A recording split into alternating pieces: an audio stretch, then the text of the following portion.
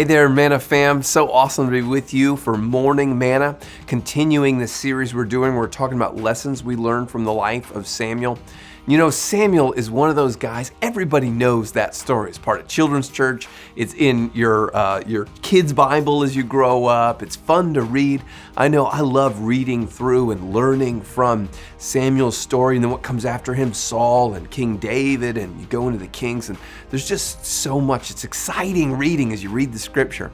And we all know the story of when Samuel hears from the Lord, when he hears God's voice, and he's there and speak, Lord, for your servant is listening, and all that is happening. But do we ever pause to look at what's happening behind that? Here's Samuel. He's a young boy.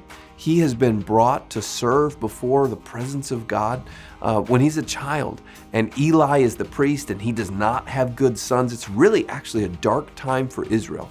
And so Samuel, as a boy, is pretty alone. There's no way around that fact. He's there and serving, and his parents aren't there. His brothers and sisters aren't there. This is actually kind of a difficult spot in his life.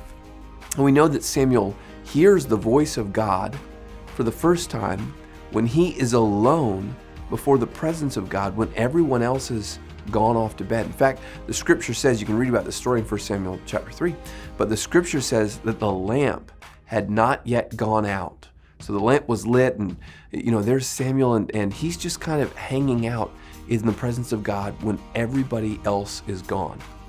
And I'll bet all of us at one time in our life, we have been at that spot where we feel a little bit isolated, where we feel maybe alone. There could be people all around, but you just feel maybe like you're on your own. But what we can learn from Samuel is when you seem to have been isolated, it's a great time to meet with God. So you think about Samuel in that spot, and he doesn't feel like his family's around because they're not. And he may not be jiving very much with Eli and his sons. They're not honoring God.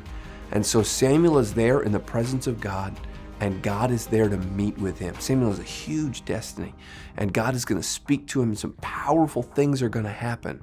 But before any of that can happen, Samuel has got to hear God's voice and learn how to commune with him. And so if you ever find yourself in that spot where you go, I feel a little bit alone, see if God's speaking to you.